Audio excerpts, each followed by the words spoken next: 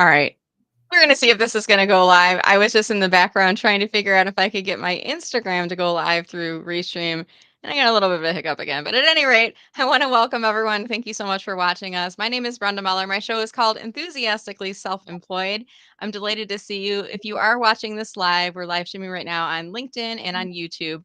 We'd love it if you could drop a comment below. That lets us know that the live stream has picked up, and it also lets us know who's watching with us today. I've invited many of my friends and shared connections with Maartje to join us in on the conversation. So we'd love to see your comments coming in here. And let us know too if you're watching Team Live or Team Replay. You might be watching this later in the day. We'll be looking for your comments later on today.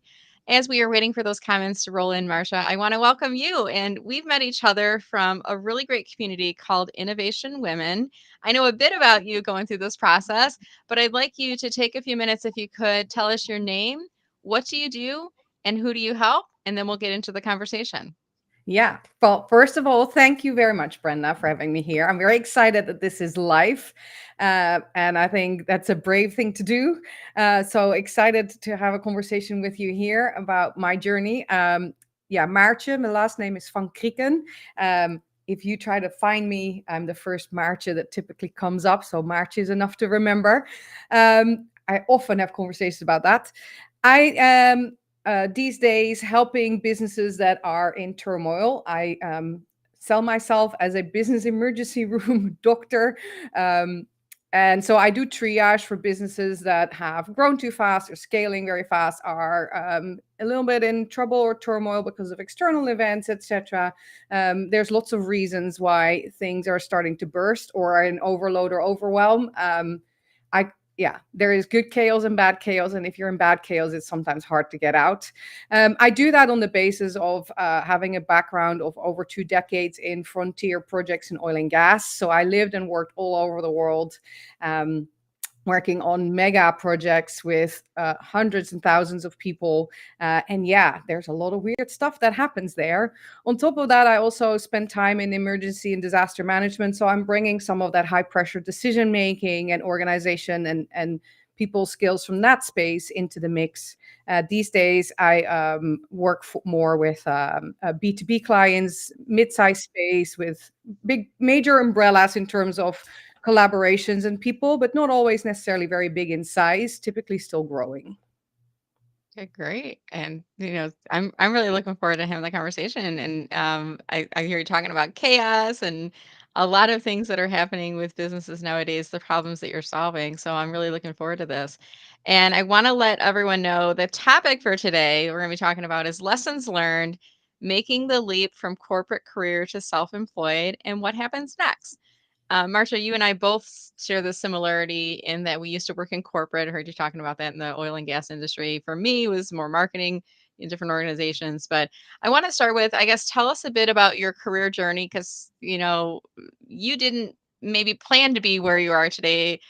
So I'm curious, how that story evolved and tell us a little bit about that background if you could. Yeah, I loved my corporate career because I was one of these people who didn't necessarily knew what they wanted to be when they grew up, and so I'm an engineer by trade, and so I chose a type of studies that would postpone that choice, and then I ended up working with multinationals mainly, which is great because you can choose and try out many different roles and positions. The backdrop to the flip side to that is that typically, especially in the early days of your career, they want you to follow career ladders. And I really didn't fit with any ladder, right? I fit between the ladders. And I managed to carve out a space between that very well and very effectively, until that has an end or how far you can go. And so I was starting to roll into the type of work that the company would typically outsource, more what would they would put with the major consulting houses. And so the chance that I would get more of that kind of work internally were starting to dwindle.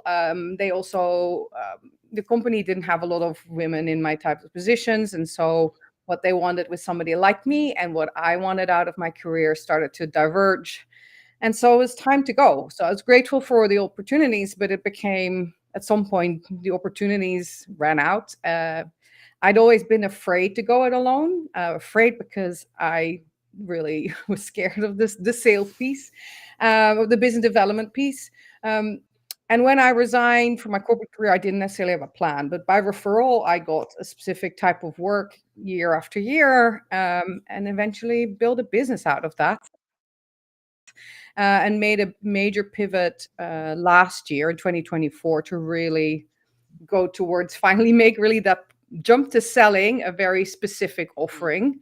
Um, but yeah, it's been an interesting journey, um, and I wouldn't go back, and I wouldn't make a different decision Yeah, either. I love it, and there's so many themes for those of us, and I just kinda put on screen here too. Many of us who are self-employed never thought we'd be like, I never thought I would be here, and it sounds like for you, you were you talk about being maybe not on the ladder, but in between, looking at different paths in the ladder, and commonalities with both of us as well, Marsha, male-dominated industries, opportunities that you were seeking were limited, and then you kinda reach a point where you're like, "Well, there's not that path for me. I'm looking for something different." So, it sounds like for you, and I'm curious, did you start like a side hustle first before going full on, or did you just jump right into the deep end and go into self-employment? No, I do. I would say about 10 years into my career, I was in a job situation that was really kind of impossible and difficult and complex. And so, uh, after that episode, which came coincided with stuff personally, I started working a bit with a coach to kind of say, because I was international staff, so I was changing jobs and moving every couple of years, and so there's lots of opportunities to say, hey, what next, and to what extent is that what I want, or what the career ladder forces. And so I started to develop this parallel path, having some idea or inkling that my time with the company would be finite. That there's a lot of lifers in the organization that I was in, as we call Yeah. them, right? People who come in as a graduate and stay till retirement. And I realized at that point, about 10 years in, that that wasn't me, but that there was still plenty of opportunities I would enjoy. So I started to develop this parallel path to say, what would I do if not this? So Mhm. that I could compare those offers. And the moment that what they wanted out of me and what I was doing, the moment that it no longer fit, actually still came about kind of sudden. Yeah. Um, and so I'm like, this is a sign, this is it. But I hadn't structured anything. I Yeah. was like, this is the time to walk away. Yeah, I had the kind of career that I also could afford some time. Okay. Everybody thought I would be back working within weeks because I'm a Mm. workaholic, or they know me as a workaholic. I actually ended up taking almost 9 months off and Good for did you. nothing Mm. at all, and then started to roll slowly into bits and pieces that landed on my lap. So no, I did not start with something ready to go into. Yeah, and I love that you took the time off to figure out. You probably needed to clear your head because you're such a career-driven, sounds like a busy person too. You're always doing something, working on the what's next. And then when you give when you have the opportunity to figure out like what do you want to do next? If you could do anything at all, your brain is like moving so fast on, it's almost like on autopilot doing your job. You haven't really given yourself the luxury. Is that fair to say? Yeah, and with the international moves and stuff, I graduated on a Friday. By Monday, I was back at work, or because I'd done my graduation project with the company that hired me. Every time we did an international move, if you're working on projects, the pressures are enormous. So you're moving country, you're wrapping up the one job, you're already starting the other job sometimes before you arrived in the new location. I've worked all 3 days that I Wow. had a baby. So all my babies are evening babies, and I had a full billable day. Oh gosh. So, and to me, all it was normal. And I thought also that I would be back to something work wise after the summer. So I finished when this kids' school summer started. And I thought by the end of the summer, I'll be itching. But apparently not, right? So yeah, I was in maybe denial about how much I wanted and needed that time off. Yeah. Yeah, And sometimes your body just like you create the space for yourself to take the time off so that you can kind of have that time to explore. And you yeah, talk about the summer. When I left corporate, and for me, the decision to leave initially wasn't my decision, but I chose the timeline. They said you can stay on for 3 months, while we're doing a restructuring, and I went home on a Tuesday. I came back on a Monday and I said today's my last day. So I decided the timeline. on it. And then that was in August.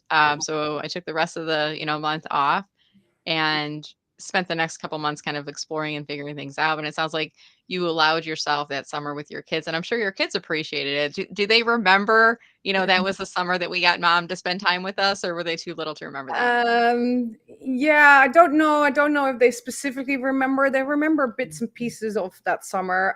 I'm European, right? So we did Yeah, take 4 or 5 weeks that's off true. over You the had summer. your holidays. Yeah, so I did spend time with my kids. That was not the unusual thing, I would say. It was more weird when school started again, having Yeah. me show up more at things at school and dropping them off and picking them up instead of other people. Me being more involved for a while with their day-to-day school life. I do think that they noted that change. Yeah. And I remember that too, like being, and then I could sign up to be the room mom and do the holiday parties and things like that that we couldn't used to do. And if you're just joining us, we're talking with Marsha today, and we're talking about lessons learned for those of us who've made the leap from corporate career to self-employed and what happens next. So let's talk about the what happens next. So you've left your corporate career, now you're making this career pivot. You've decided you want to work for yourself. So what did you do first? And based on that, what would you recommend to others? There might be somebody watching right now who's going through this career transition themselves. They're leaving corporate, they're deciding to work on their own. What should they be doing based on your own experience? Yeah, I did a bunch of things that I don't think you should do. I did accept some random bits and pieces of work that landed in my lap after, Mhm. which I think I should have done and was very helpful and nice because it showed me that there was work out there. And I also said yes to some things I didn't enjoy. So that taught me to say no and to get a bit more picky and say, hey, if I'm going to do this, I should also pick the stuff I really want to do. Mhm. At the same time, I feel like I really decided that I was done with the industry that I came out of, or that I should really try and make a pivot to a new industry.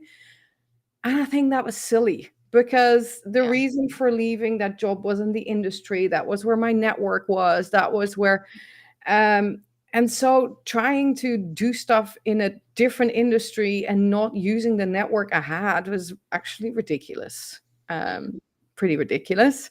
Um, the tricky part was that my network is all over the world. And I was in New Orleans at the time. It was the first time I lived here. I'm now back in Yeah. New Orleans.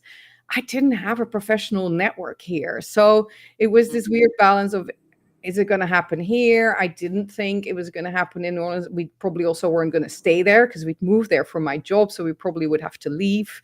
Mhm. So um, I was struggling a little bit and waiting for answers. I should have just picked something and gone after it, or gone to speak more to more of my previous colleagues or people I worked with and say, hey, because I didn't have a full shaped idea where to pitch myself or where to.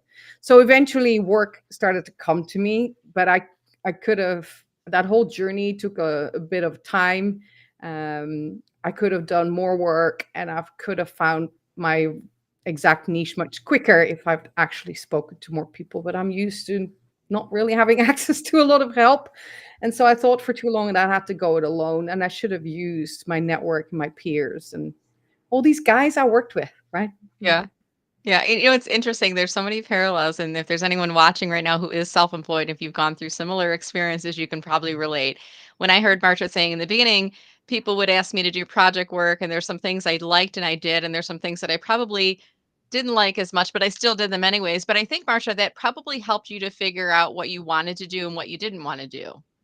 Yeah, and it's still to this day the things that I get automatically approached for, and that for a while I was tempted to keep on saying yes to, is the woman related thing, right? I was a woman in a male dominated industry. I did some barrier breaking stuff. I was known for that. I had a lot of crazy stories in that space. Um, but I do want to make a difference in that space, but I also don't want to be the poster child, and I don't want to make my business out of it. Mhm. And so, for instance, these days I try to get on stages to sell my business, right? So to speak to sell, Sure.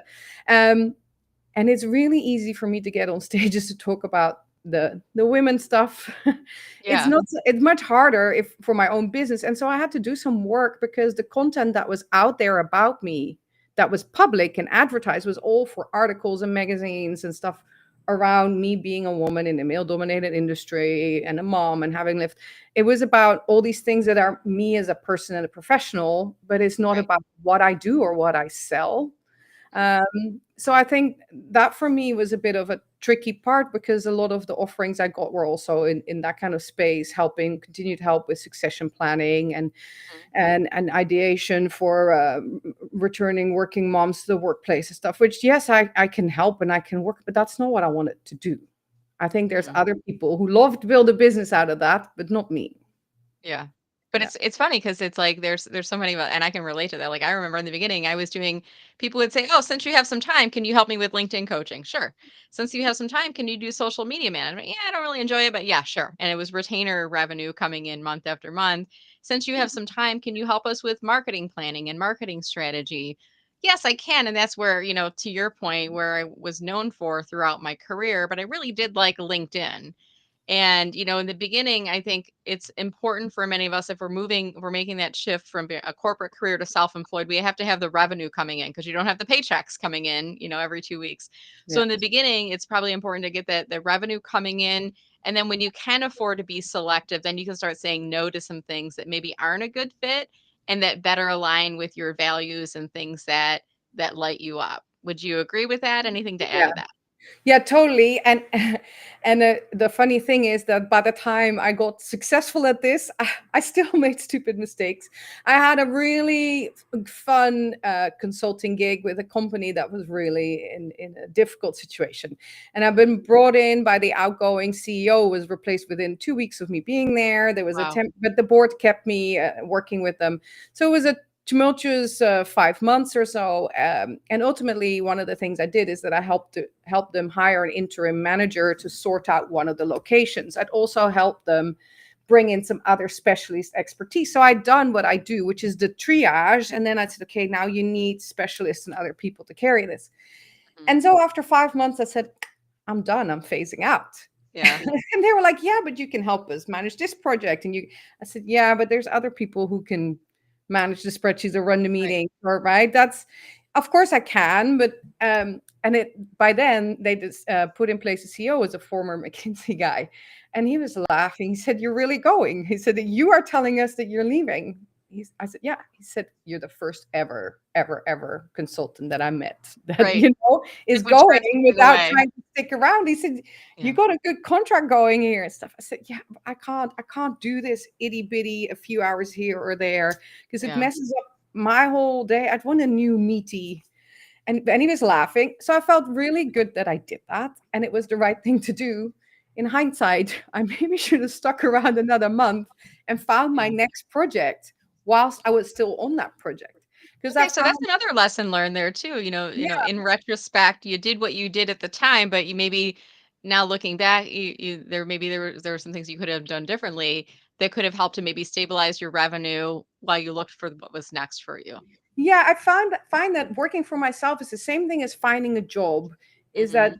finding work when you're doing a piece of work is much easier than if Yes. it's in between contracts. There you go. Yeah, that's a gem right there too for those of you who are self-employed. And a lot of people think about moving from a corporate career to self, and it's like there's no safety net underneath you. The income is not there. And I've heard the expression, "You eat what you kill," basically. And sometimes I hear some of my friends who are self-employed, they'll talk about was the juice worth the squeeze? What you got out of that engagement, whether it's in revenue or satisfaction, was it worth it? What you went through. So there's a lot of these decisions that we need to make as we're going through the process. Now, in our pre call discussion today, you were talking about some things that you did through LinkedIn. Do you want to Yeah. talk a little bit about that? Yeah, I feel like I'm one of these people who was on LinkedIn forever. So I actually looked it up. I've been on there since yesterday was the 19th year, the Oh, 19th yeah. anniversary of me being a LinkedIner. Yeah. I'm definitely a networker, Mm. as in that a connector, let's put it that way. I've worked and lived all over the world. So for me, it's always been this tool to stay connected to people that I don't necessarily want to be Facebook friends with because they're my Yeah. professional friends, but that I Right. want to stay connected to, and industry fora and groups. And so I wasn't active on there at all. When I started out for myself, I wasn't necessarily very active on there. I twiddled around with my profile some and then done. So when I made the pivot a year and a half ago or so, or a little more, I really, learned that I had to go and do something Yeah. different, um, which is a hard and tough journey. Yep. And I feel quite comfortable about what I'm doing. I also know I should listen better to people like you and Aw. be more complete in the execution, because they say 80/20, Yeah. but I say that I don't even executed the 80%. So Aw. I Yeah. think there's more I could do. But yeah, what I like about somebody like you is that what you tell people is fit for purpose, right? So I Mhm. found a lot of people who tell you what you're supposed to do, which is the standard formula. And then Yeah. I say, was one of the things I struggle with is that my potential clients are all on LinkedIn. They Mhm. definitely, and they're on there, but they're all a little bit like my husband. I say he's a LinkedIn voyeur. He goes on there, he doesn't click, he doesn't like anything, he doesn't. um Yeah. my most yeah my my ideal client is somebody who works 80-hour weeks, right? They're Mm. overloaded and inundated. True. They will go on LinkedIn to look for certain people because they heard somebody's moving, to look to see if they can find somebody who they know about who's available to help them, Yeah. because they got something in their inbox with a newsletter title that triggers them. They'll go in. And Mhm. so I was saying to my the people who were helping me with LinkedIn, said, "Yeah, you keep telling me about the algorithms and the clicking and stuff, but my audience doesn't sit there clicking and They're not liking, and playing the game. writing Yeah. elaborate comments." And Mhm. Maxine says the same thing about you, by the way, that you're a great resource. Lovely to see you here, Maxine. Yeah. Yeah, there's a lot of Is it people. someone in chat? Yeah, Maxine's here. Oh, They're Maxine, I all see her. singing your praises. Pam too. Oh, look at that. Now we're seeing some comments that are coming in on here. So it's funny that you talk about, like, your audience. You talk about voyeur. I use the term reader, and sometimes people will call them, I'm a stalker or a lurker, or like those are the people that never interact with the post. I like to call them readers. And in your case, they're not even readers because they're so busy working 80 hours a week. They only go on LinkedIn when they think about it, or when there's a business need or No, something driving but them on that's there. the funny thing, because I did a major outreach campaign because I've pivoted a little bit over the last month, 2 months, and I have some new accreditations and stuff that allow me to pick up some other work. And so I was reaching out to people, and one after the other goes, "Oh, you have some great content, Maartje," and then they refer to an article or they refer to one of my podcast episodes. And I'm like, I didn't even know that you were listening. I never see anything, right? That indicates that you are checking this. But there is feedback from so many more than I expect who do consume the content. Yeah.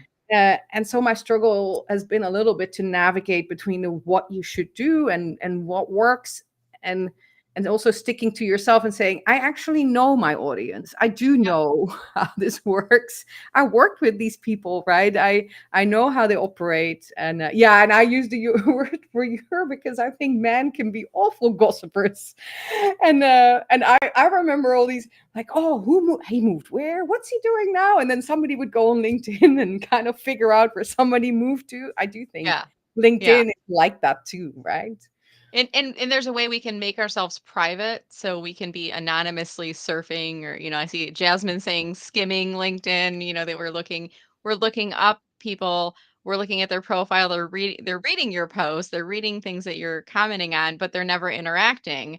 So, and I think coming back to, your career story and your evolution, where you were in corporate from before, and then it became this evolution, figuring out, oh, I actually like to help people with chaos, managing chaos and helping them work through that. And then my guess is you probably started, Marta, to modify your profile to fit more of that message. Is that fair to say? Yeah, the Mhm. one the nut I haven't cracked is that I still wear multiple hats, Mm. and I always will, and so LinkedIn for that is not always helpful, right? Or again, that's the question where the powers that be and the powers that tell you how it's supposed to work or how it works, Yeah. everybody tells you to focus, but I'm a Yep. board member for various organizations and companies, for instance. Mhm. I would love to continue doing that and do more of that. So I want Yeah. that to be on there. It's also important for networking purposes associated with that, that it's on there. I Mhm. also own a franchise business, or owned till Yeah. yesterday or this weekend, for 2 years. And so that business and industry wasn't a very LinkedIn oriented, but I wanted that on there because there's I had roles in that organization and connections to chambers and stuff that were relevant, that needed to be on there. And so then it's like, okay, and then I'm an associate consultant with an energy firm with some former oil execs, and that should be on there too. And then there's my own stuff. Sometimes it's hard to show all these facets of yourself in that weird profile and make it work, right? Mhm. Yeah, and it's like there's so many fields you can fill in there, and how deep do you go? And it sounds like you're giving yourself permission to kind of learn your way through the process. But also, I think there's another lesson learned there too, which is just to be aware when things on your profile may either feel out of date because you've shifted in your career, or if you're self-employed, you've shifted what you're focusing on in your business, Yeah. or there's things that you haven't added in yet. So, LinkedIn as a platform is continually changing, and you've come to that conclusion, like you need to be continually changing or updating and tweaking in there as well. Is that fair to say? Yeah. And it's yeah, and it's a tool. And yesterday I had with a peer group a whole conversation about, do we care about the big media or not, or the ultimate. I think LinkedIn, with most of my audience, just creates the suggestion that I know what I'm doing and that I have a specific offering, and that I'm very busy and putting out a lot of content. The Mhm. people who actually consume the detail and really, who you Yeah. reach with the specificity of it, I think is much smaller. And I think it's an illusion that LinkedIn is the only place, right? So it plants all the seeds, and that's enough for me, right? So if these people I worked with know, oh yeah, but March is doing these days something with this or that, and then they run into somebody who says they have a challenge with this or that, they're at least kind Yeah. of going, okay, I think it might be a fit. Why don't you go check her out? That's all I Yeah. want, right? Right. I want to be on people's minds so they can refer me because they Mhm. think it might be sort of a fit. That's good enough. Yeah. And then once they get to your profile, they want you to go, yep, we need to talk to her. You Yeah. know, And that I that think it that looks stuff like is there, right? right. If you might not be entirely the way Mhm. it's supposed to be, I wouldn't want you to rank me. I might score a 7 out of 10. Yeah, I'm sure you're great. It's like I think the fact that you're conscientious of the fact that there's things that you should have on your profile, and so what some of the experts are sharing with you. And we were talking about this in the pre-show. I don't have a monopoly on LinkedIn. Like I'm one of many people who specialize in helping people with LinkedIn. I come from a corporate marketing background, so the the things that I teach my clients are always through that lens of, that corporate marketing, like who is your ideal target audience? What are your business goals layered with LinkedIn as a platform, and how do people use it from a psychological perspective, but then also the algorithm and the technical elements that come along with that. Yeah. What I'd like to do, if it's okay with you, Marsha, is we're going to change gears here a bit. I'm going to bring our audience into the discussion with us today. So if you have a comment you'd like to add to the conversation, or a question for Marsha, don't be shy. Drop them into the comment section below if you're watching on LinkedIn or on YouTube. We'll try to pull those up on screen. If I can't get them from Restream to read, then I'll probably just read them out to Marsha. And there were a few comments that had come in already in the show, and we see one earlier from Jamie. And Jamie mentions that as she made the leap to leave her corporate job in December 2024 and partnered in business with her husband. So there are some people that might be very similar. This is a very new thing for them in terms of leaving corporate and starting their business, and in Jamie's case, working with a partner. So any advice for Jamie? She's fairly new, coming up on her first year in business. Congratulations, Jamie. But Marsha, any advice for Jamie here? Yeah, for me, I think I too often in the process have spent money that I shouldn't have because I lost faith in my own voice or in my own beliefs, right? Deep down below, for instance, I knew that my clients are not the high interaction people on LinkedIn, or I had a feeling that finding leads on LinkedIn wasn't going to work. And then at some point, Yeah. somebody convinced me that they really could do that, right? And and then I said, but ultimately, it's like, okay, nobody is going to tell the world or air on LinkedIn that their business is not doing well and is in turmoil. That is Ooh. not a Yeah. search term Yeah. that you can find, Yeah, right? that's true. Like if you're those are the clients you're looking for, how are you going to find them? Because they're not going to be like waving a white flag, like we're going down. Yeah. And I wish that every time before I decided to spend money for somebody to help me get articles out there or do stuff for me in terms of promotion or find leads or anytime I spent money on somebody to help me on my business, I wish that I had had a conversation with a friend, with a peer, and saying, I'm thinking of spending this money on this. This is what I'm going to get out of it. And this is what I'm Yeah. doing it for. So that somebody then can listen to you and play back to you and saying, hey, I hear your own current dip speaking, right? Why Yeah. don't you sleep on it for a week? Or can you maybe talk to people who've worked with them to find out more? Because I'm not so sure. I should have done more due diligence and more of that sparring with people. I would have Mhm. saved myself a lot of money. Yeah, that's so interesting you're talking about like talking about your peer groups and you talked about looking for outside experts. I saw a couple comments coming in with a similar theme and I'm going to bring one up from my friend Annette and Annette says, yes, I learned that working with a coach accelerates learning and growth and you've talked about this making investments, but you've also talked about peer groups and I'm imagining some of these peer groups might be as part of a paid program or some might be more informal, just gatherings, but it sounds like this is one of your lessons that you've learned along the way when to seek knowledge from outside experts. Anything you'd like to add to that, Marta? Yeah. What you're not telling the audience, Brenda, is that she specifically said that she learned this from that Annette learned this from you, right? So another kudo in your direction. Yeah, Actually, I know she's a friend. I'm sure she won't mind me talking about. She and I we do chat a lot. She is one of my clients, one of my members of Marketing with Meller, but she's also a friend, and we'll have like side discussions sometimes, and we'll talk about different groups that we're a part of that we've invested in, and then sometimes we feel like we're not getting the value of the investment anymore. So we've discontinued some of those yeah, memberships and some of those programs as well. But yeah, I think a part of it, but it's not just me. I know Annette has invested in other programs as well. And there might be people listening that are thinking about, should I make an investment in working with a coach or working with, yeah. signing up for a program?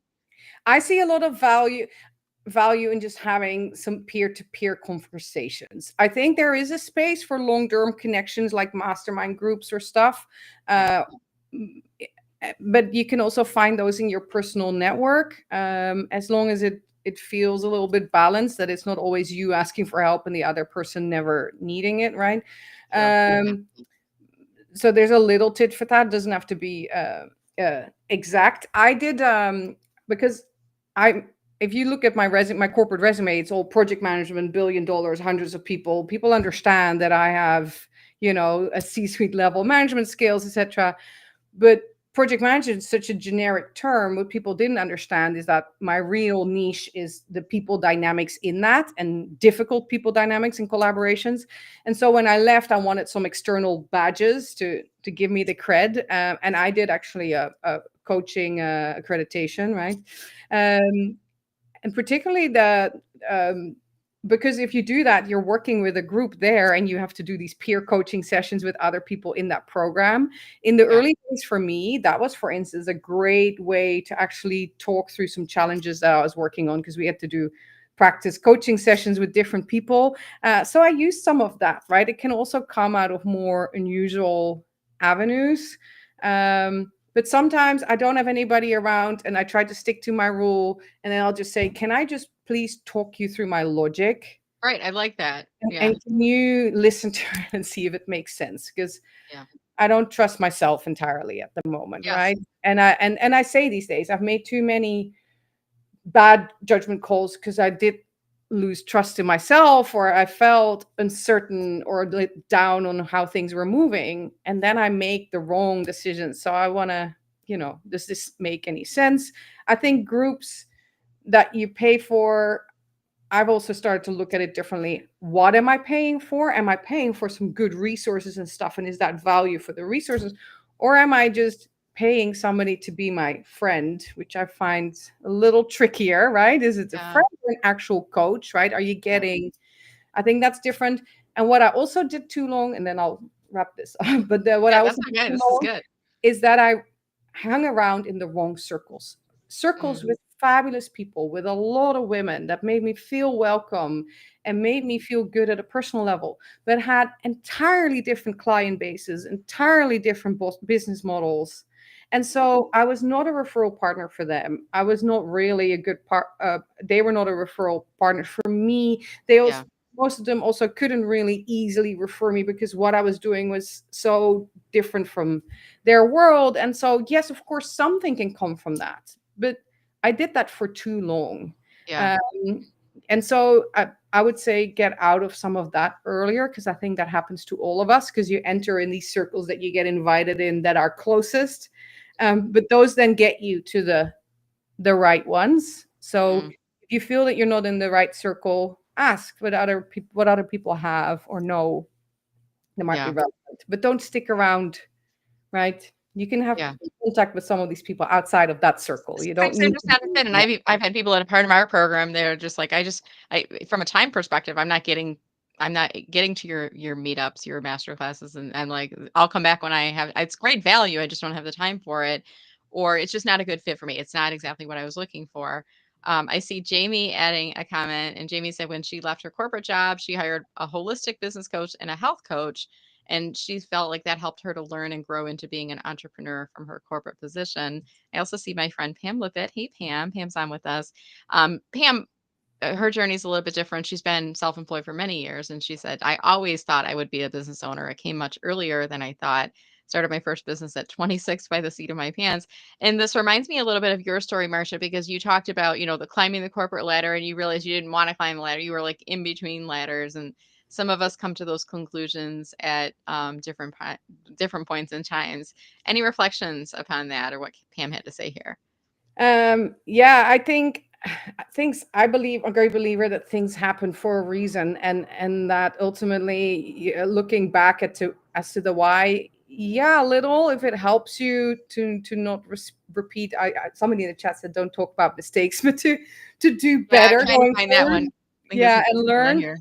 Yeah. But I'm a great believer in making it work. So if that's Mhm. what ended up happening, and I think, you probably did, right? So, um, and sometimes it's actually nice when you have to make it work, because it comes with less doubt, or there's not another choice, right? So, yeah, when I left my corporate career, I didn't immediately have to do something else. And so when I did start doing something else, it was also slow, and that was difficult from a motivational perspective, right? Yeah. Mhm. Because there was no urgency to do it. It was my choice. So then it's entirely driven by self motivation and nothing else. That Mhm. can be Yeah. hard, right? So if you can find some other factors to drive you, um, Mhm. yeah, sometimes it can be helpful to make a big leap. Yeah. Absolutely. And happy to see you on the audience there, Pam. Thank you so much for watching. I'm going to shift gears over to Jasmine. We have a question for Jasmine, and then we'll start to wrap up here. So Jasmine is asking, for you, Marcia, when one is self-employed, we often don't have the resources and support that we had previously. Any advice? Yeah, I'm not entirely sure if I can comment on aspects of that, right? Because I have a partner who has still a corporate job, and so that creates a lot of stability. I'm also European, so my safety net is much bigger than most of yours, and I'm not saving up for colleges in the US. I do think, though, from the non-personal or financial support, um, I think, well, I also know that in New Orleans, so I'm in New Orleans, and it's very different in different places. In our case, the chambers, there's a few here, are very useful, extremely Yes. useful, and are very geared to people like me, although most of it is hospitality and other stuff.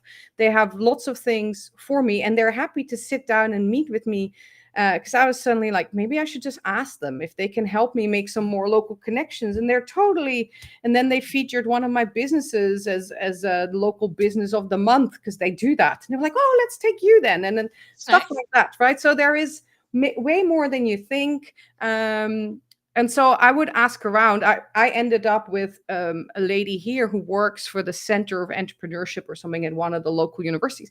She sends Okay. me this directory, local directory, with like 200 networking circles on it. I'm like, "Oh, Wow. that's great." I just Yeah. went through them and found out what they do, what they're about. Not all of them are relevant or super active, but there's way more out there, I think, than we know. And so you need to ask ask what's out there and try everything once. Go to every networking thing once, Yeah. especially if you have to pay. See who you meet or what they do or what they offer. Because you And do I have think time, right? I Typically. like that, like, try everything, but also, like, don't be afraid to ask around, like, reach out to someone who maybe is a year or 3 or 5 years ahead of you. They've left corporate and they've been in solopreneurship for a while, and ask them the question. I remember meeting with my friend Tammy Pereira, and I left corporate in the end of 2017. I met with her in January of 2018, and we met over coffee, and she was telling me about this book called Profit First because I wasn't really good at accounting for my business, and I learned that. And then she was saying, "What's your follow-up for proposals and things?" And I was like, "Well, I feel really bad following up. I'm not a salesperson, so I just wait for them to call me." She's like, "That's your money. You need to go after that. You need to follow up with people until you get a response and do so politely, professionally, of course. But following up helped to secure some of those clients early on. So not being afraid, I think, to ask is important. So kind of tying us back to not being afraid. When we were in Innovation Women, and I can't remember what it was in the conversation, but I said, Maartje, why don't you come on my show and let's talk about this journey? So I hope for our audience that you've enjoyed our conversation here today.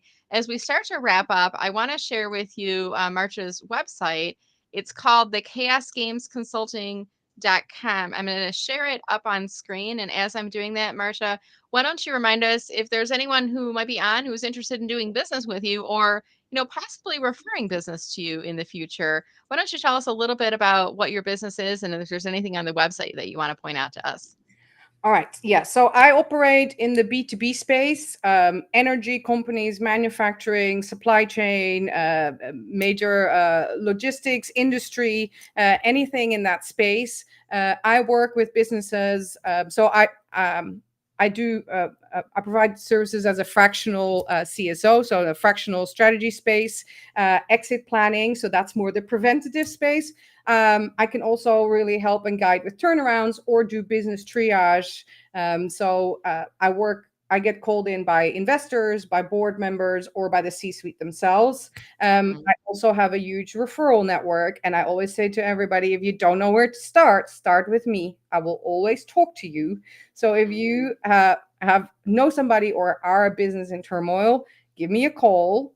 I will make sure that I link you up with the right help. We can always figure out at least a next step, if not two. So if you're in turmoil, I'm also hosting a podcast that's called the Business Emergency Room that goes along with the business. So that might have some interesting resources or conversations for some of the listeners here too. All right, wonderful. And I'm also going to share up on screen your LinkedIn URL. Let me pull this into the chat here. And are you open to connecting with people who are either they might be watching this live or the playback, or they might be listening to you on the podcast later? Are you open to connecting with those individuals? For sure. Always. I'm Maartje on LinkedIn, right? It's LinkedIn in dash Maartje. So easy to find. Always happy to connect. Always happy to make introductions if I can. Yeah, that's what makes the world go around, right? So I assume positive and constructive intent. So always happy to talk and connect. Wonderful. And yeah, again, her name is Maartje. It's Maartje. And we were talking in the pre-show and I was asking about, the name pronunciation feature and she's got the little speaker icon on her profile and she has the name pronunciation enabled there. And I was asking for pronunciation of her last name and you were telling me that your URL has been set up with just your first name only. And you're like the only person that comes up when you search for Maartje on LinkedIn. So you've got a corner on that market Well, for the that first name. one. There is a The few first more, one? but they're also fabulous. To prove the point, because I always say, if you remember March and chaos or something, it's Yeah. really enough. You can find me, right? And Yeah. people were like, wow, that's not right. It was, again, somebody who's trying to push some stuff on LinkedIn and said, you have to, you have to. I said, okay. So I Yeah. reached out to the other marches that are professionally active in the US. There's apart from me, only two. I actually Mhm. had a great conversation with them. They're entirely different spaces. They're also absolutely fabulous. So in the Mhm. worst case scenario, you actually reach out to one of the other two. You're Yeah. still going to have a really nice They're gonna conversation. send you them over, right, to you. They're gonna look out for you. Yeah, it's not a, yeah. Yeah. There's That's not many of us at all. So yeah, you'll find yeah. me. That's good. Well, Marsha, this has been such a delightful conversation today. And for those that joined us a little bit late, maybe you're just coming in at the very end, I'll let you know you can still watch the playback. Today, we were talking about Marsha's lessons learned about making the leap from corporate career to self employed and what happens next. So, we do hope that you enjoyed the conversation. Marsha, do you want to offer any final comments for our audience before we sign off? Well, first I want to say thanks. Thanks to you to having me. Thank you for everybody who's tuning in. I hope this was useful. And I hope you're making the leap if you're thinking about it, right? Take that first step, because with every step you take, there is some progressive insight. And yeah, you can make it work. You just need to make sure you tap into your people. You can always ask, right?